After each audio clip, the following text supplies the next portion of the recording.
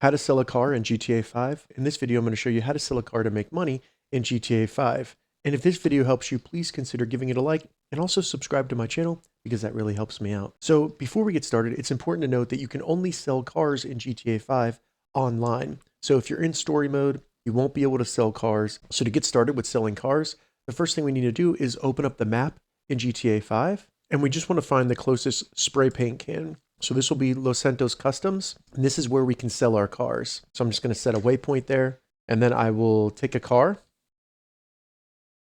and drive to Los Santos Customs. So once you get to Los Santos Customs, pull into the garage. And then in the left side categories right here, you'll see sell, select sell. And then we just need to select it again. And as you can see, I'm going to get $820 for this car. Are you sure you want to sell? Confirm.